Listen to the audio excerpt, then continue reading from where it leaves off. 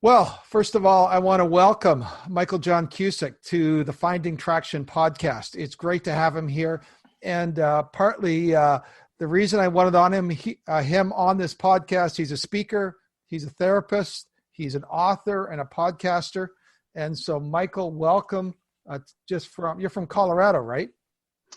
Yeah, I have lived in Colorado 29 years. Grew up in the Midwest in Cleveland, Ohio, but I love the mountains and consider it home here. Good. Well, it's good to have you here. And the reason I was so excited to get you on this podcast is, if I can brag about you for a second, I probably got maybe 50 books on addiction, sexual addictions, other kind of addictions. And when people ask me, what book would you recommend me to start out in terms of trying to understand my porn addiction in particular, I always say to them, dude, you've got to read Surfing for God. Surfing for God is the book that I always kind of start people with. And the fact that you wrote it and you're on this podcast, I'm so excited to have you here. And that's the one I always start people with. And it's based on a really interesting premise that I'd love you to explain for us. Based on a quote from this old G.K. Chesterton guy. So tell me where the term surfing for God came from. Well, G.K. Chesterton, it's at least attributed to him because many people have tried to track it down and some say it's not him. But he said that the man knocking on the brothel door is knocking for God. And I remember hearing that about 20 years ago, and I wrote it down and I thought that's really profound and important. I'm not exactly sure what it means, but I think it has something to do with my lust and my sexual appetites that feel so out of control. And then when I started thinking about writing the book, I knew that there was this gap between, on the one side, just don't do it, just manage your sin, just get more accountability, just flex your moral muscles. And then on the other end of the continuum was everybody is an addict and has a disease, and you probably need to go to a 12-step group the rest of your life. And I asked the question, I was a professor at the time, full-time, what in the world does being a disciple of Jesus and this process of spiritual formation happen to do with connecting this broken reality in our life of addiction or lust with the reality of the gospel? So I took the quote and I began to think about it. And if it's true that the man knocking on the brothel door is knocking for God, that our heart is searching for something so much bigger than sex. It's searching for transcendence, to be lifted up and out of ourselves, to experience a sense of comfort or power or being desired, or a moment of rest for our soul, to experience union. And then I bumped across Eugene Peterson's paraphrase in 1 Corinthians 6 in the Message, where he says that sex is more than just skin on skin. It's as much spiritual mystery as physical fact. So with Chesterton's quote, if it's true that the man knocking on the brothel door is knocking for God, then what if the man or woman surfing the internet for porn is surfing for God? So interestingly, right after the book came out, the word surfing the internet kind of fell out of fashion. So I'm often mistaken with being a surfer, or down in the States, Bethany Hamilton, who had her arm bit off by a shark. Her book was Soul Surfer, and it came out right at the same time as mine. So I would always say I'm not the person that got in a surfing accident with a shark. Yeah, it looks like you've got two arms from what I can see here. So on that, we'll give you the doubt there. Well, yeah, it's such a great quote because at first it takes you back. You're going, well, the guy knocking on the door of a brothel, you go, well, he's just horny and he wants to get laid, kind of thing. And you're just going, come on, right? But you're really trying to go underneath the drive, underneath the appetite, underneath what is the person really looking for, who is caught in this addictive cycle, I think. And I love that parallel, surfing the web, surfing for God. So, it's an intriguing idea. And I think most people would need to do a double take when they first heard that. Have you had pushback on that? I'm just curious. I have. Back in the early days of the book, I used to go and read every Amazon review and lose sleep over the negative ones and, think I was a wonderful person if there was a positive one. Right. And that's just my own brokenness that's still there. But some people have pushed back at the idea that sex our hunger for sex and that appetite and our hunger for Jesus, that those two could not be further from one another, but they're very much connected to one another. I mean, the whole biblical idea that we see in the Old Testament as God speaks to Israel about how you are my bride and you have been adulterous spiritually and physically, and how the very nature of idolatry, as the Israelites worshipped Baal and Asherah and Molech, all of those false gods involved sexual acting out as a form of sacrifice, because it was a symbol of union with those gods and a desire to be united with them. Then along in the New Testament, in the story of Jesus, Paul tells us that our relationship with God and our relationship with our spouse are analogous. As it says, husbands, go all out in loving your wives as Christ did for the church. And there's just so much that parallels. One of my favorite things now is to say, if you ask the average man, what does God say about sex?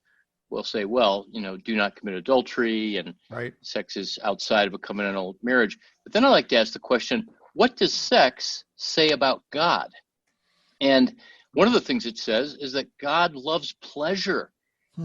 God created the human body with all this capacity to feel pleasure, that God is relational, that God doesn't want us to just believe in him like a pen pal that's far off that I have a relationship with. He wants to be united with us. He wants us to be connected to him. And using not crass, but intentional biblical imagery, when Jesus says, this is my body broken for you, and this is my blood shed, the bread and the wine, there's this image that is sexual, but represented through the physical of bread and wine of, I want to take you in. I want you to take me in. I want to be in you.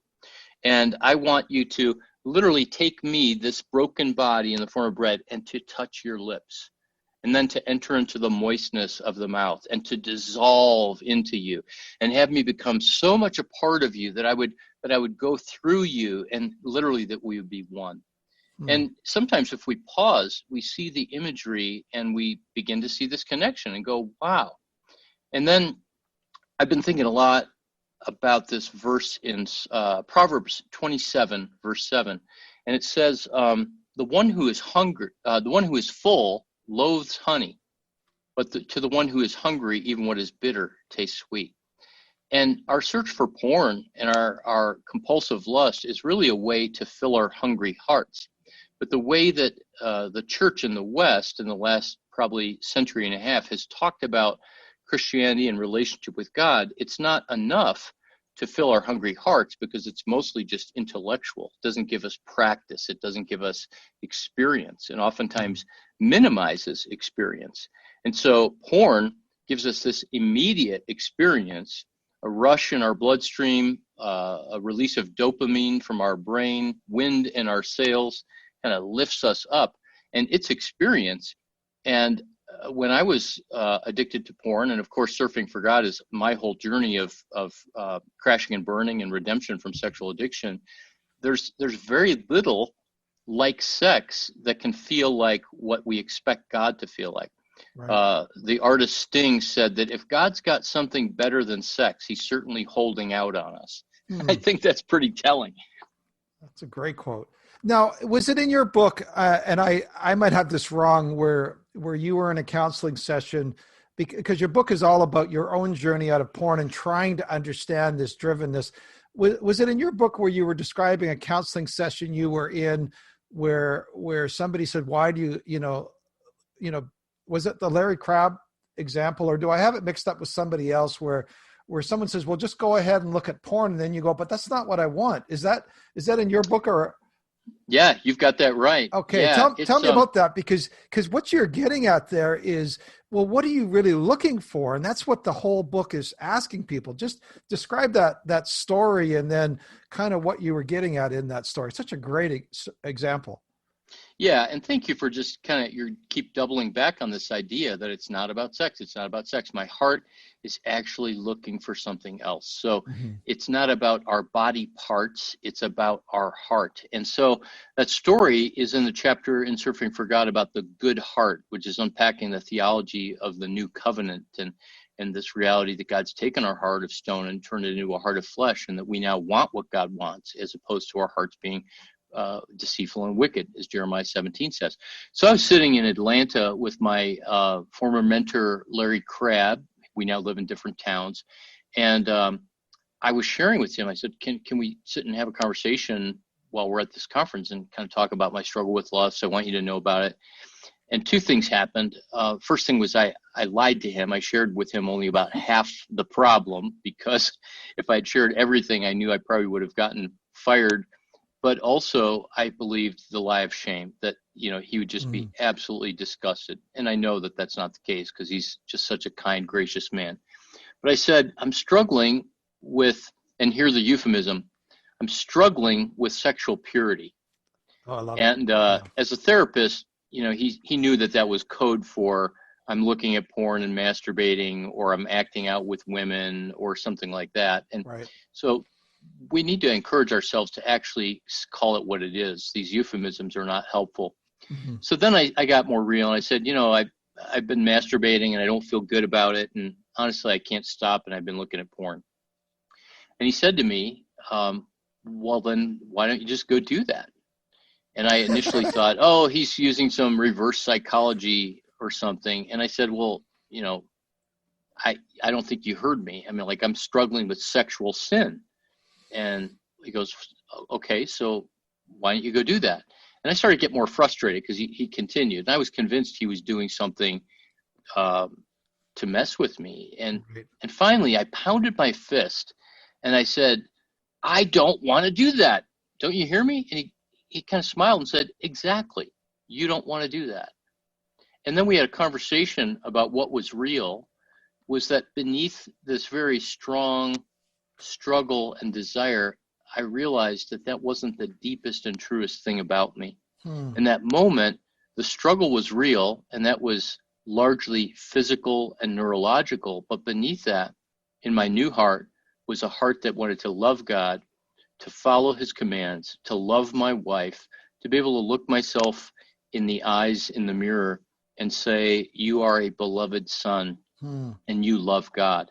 And so most of the time when we look at our struggle, we're just looking at the tip of the iceberg, which is the behavior, the action, the thought pattern, the addiction. When Proverbs chapter 20, verse 5 says that the purposes or the motives of our heart are deep waters. And so God wants to go below the waterline.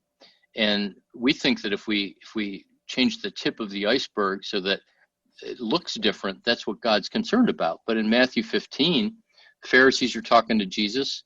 They're talking about why his disciples don't wash their hands and follow the ceremonies. And he says to the guys that have all their religious act together, you honor me with your words, but your hearts are far from me, and your worship is in vain.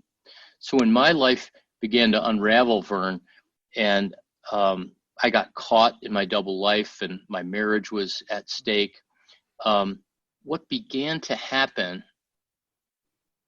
hold on one second, I just lost my thought. That's fine. We're talking about the new heart. We were talking about well, when you're caught in your double life, the idea that why don't you just go do this, and you go, but that's not what I want. There's something deeper here at play in my life, which is under the waterline here. Yeah, my porn is my biggest struggle, but Larry Crabb was trying to get you to go, but there's something deeper here that's truer of your identity. You're not porn. You're not just a porn addict. You're not just. Exactly. And so I suddenly became aware of the fact that this isn't what I wanted. It's not who I am. And the thing that really began to bring freedom was I realized that the reason I was mishandling and misplacing those God-given desires for sexual intimacy was because of my wounding. that I was a deeply broken man. I was carrying a lot of trauma, and I had never learned how to bring my pain to God because I had never learned how to trust love. I had never gotten certain needs met on a very foundational level. And I'm more and more convinced that our relationship with God can only go as far and deep as our human relationships have gone, and especially our human relationships at our most formative time of birth to about 4 years old, where we have these deep needs to be soothed and seen and to be safe, that allows for there to be a secure attachment. And if that attachment, which is our capacity to connect to others, to a caregiver, to learn that trust and dependency and vulnerability is a good thing, then we can be interdependent and trusting and vulnerable with others and ultimately with God. But I see so many people, including pastors and those in ministry and myself, struggling with, why don't I feel more connected to God? Why do I feel like it's one-sided, where I'm praying, I'm reading the Bible, I'm doing ministry, but he's not showing up in a way where, like Proverbs 27 talks about, that my heart's actually full, where I'm not hungry. Why does it feel like I'm thirsty?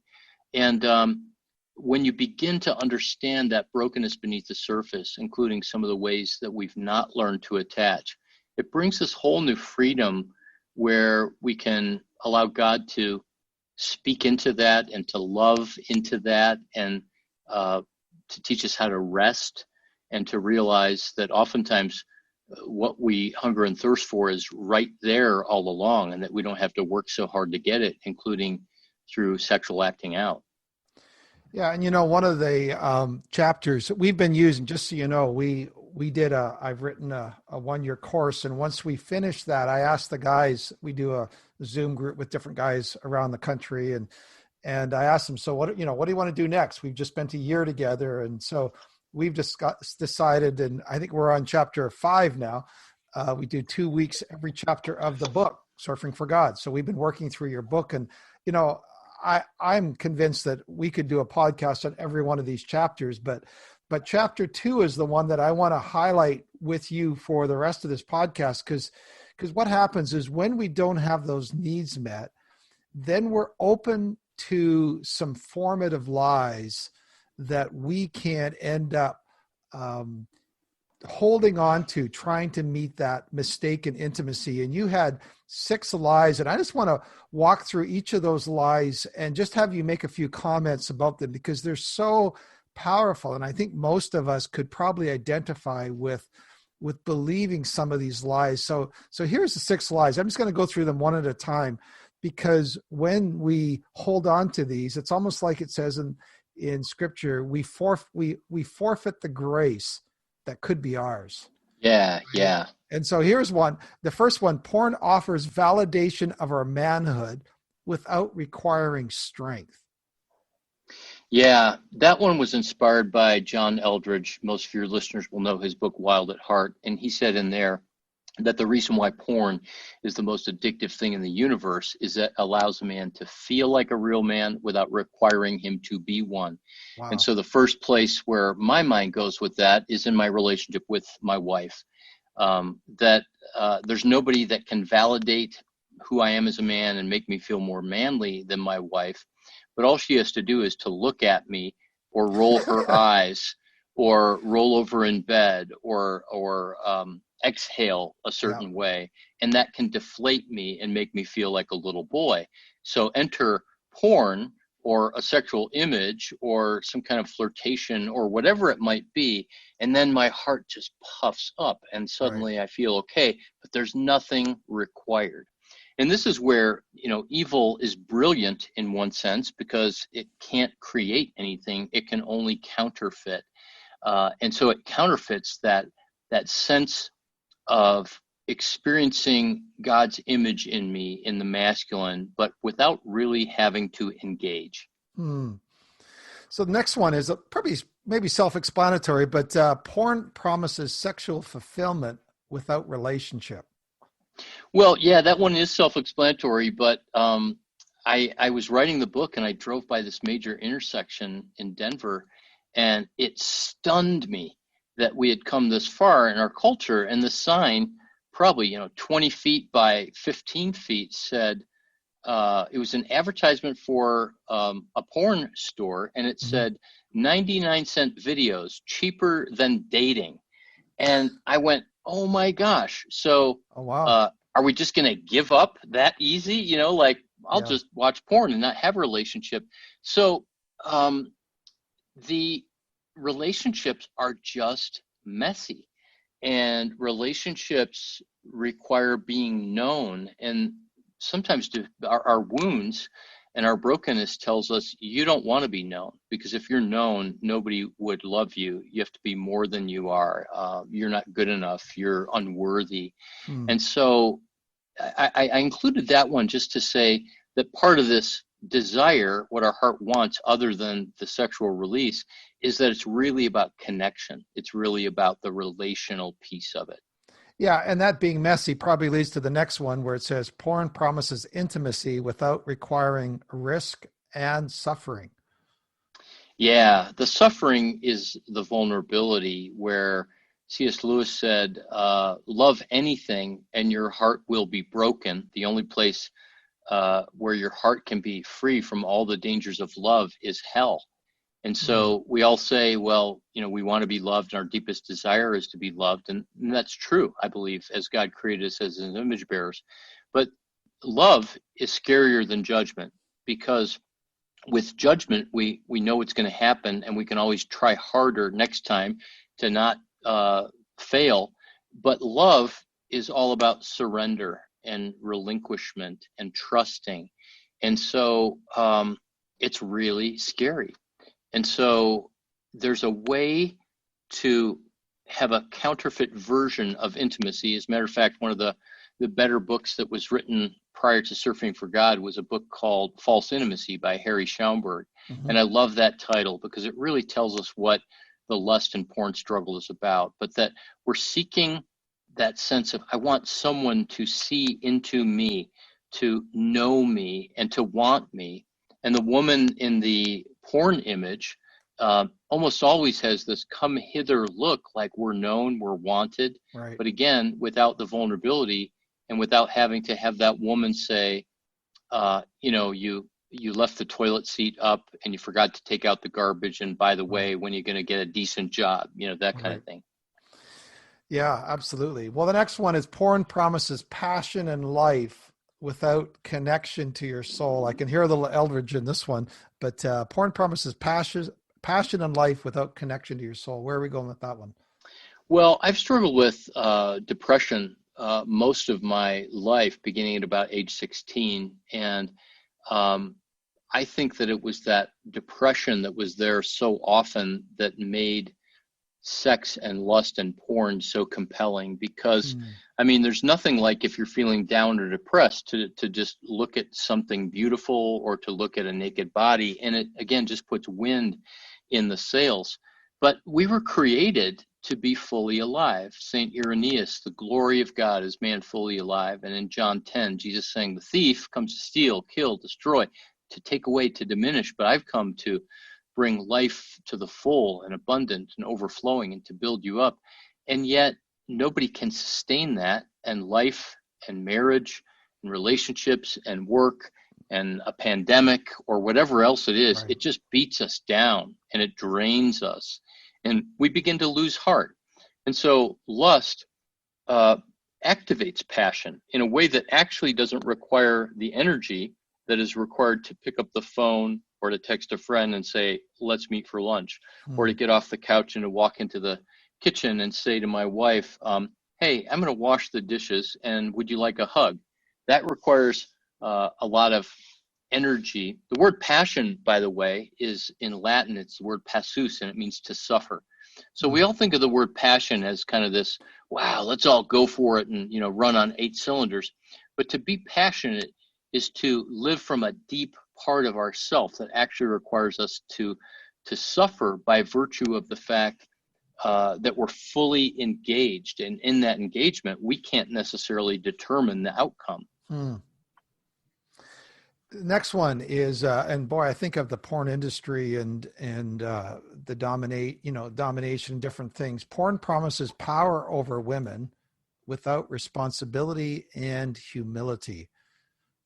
Yeah, Vern, I wish I had written a whole chapter on that. That's one of the regrets, when you write a book, it's like, what would I do different?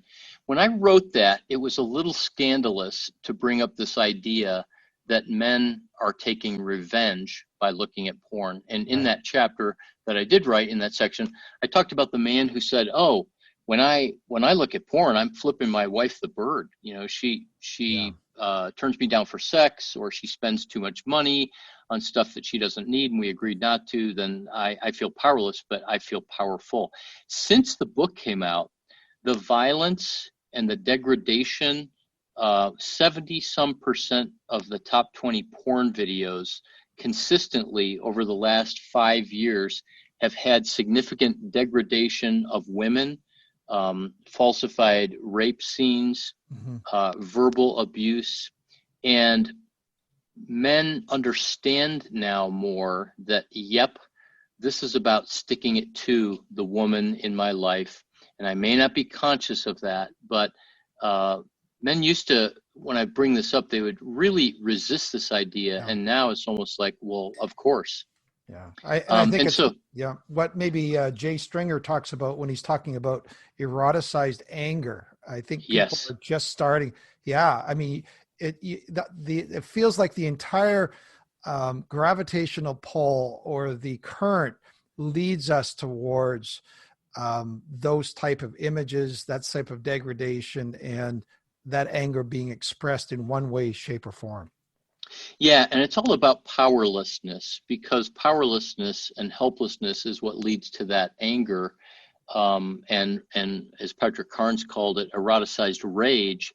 And when a man feels powerless, and this of course taps into all of the other lies and broken promises, he'll take that anger inside and either turn it on himself, or he'll turn it on women so that he can feel powerful. And biblical power, the example of Jesus where he emptied himself and it was power under, and the power of the cross, is always about serving, giving, and exerting that power on behalf of another.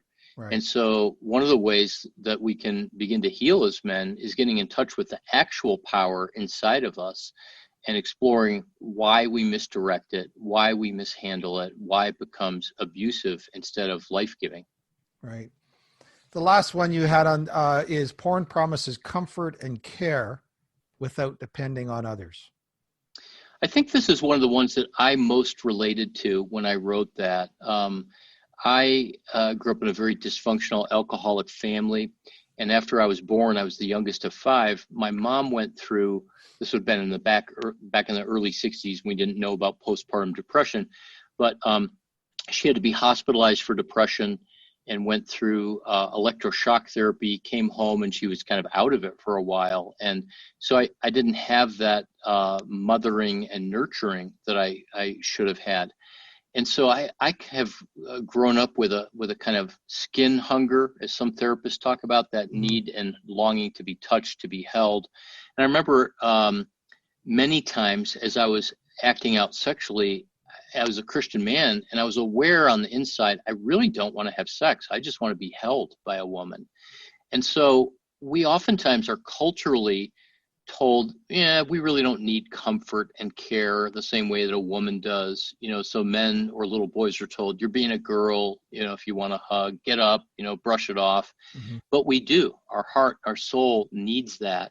And so to fantasize about that woman wrapping her arms around us and whispering in our ear and the softness of her hair, that's all a part of that. And I think the story in the book is of a young man that I knew who was a little boy growing up, and his mom worked 2 jobs. She was a single mom, and he used to listen to HBO or one of the cable channels that the video was blocked out, but he could hear the audio, and that he would just listen to these human interactions of intimate grunts and groans and words. And there was something about that he found soothing and comforting. So I hope that as people are listening, they start to go, oh, that's what you mean, that there's something else that I want and that I long for beneath this? It was Thomas Aquinas who said that every sinful behavior is rooted in a legitimate God-given appetite. And so my big encouragement to your listeners, and I'm so glad, by the way, that you're doing a podcast on this, because we just can't talk enough about these issues.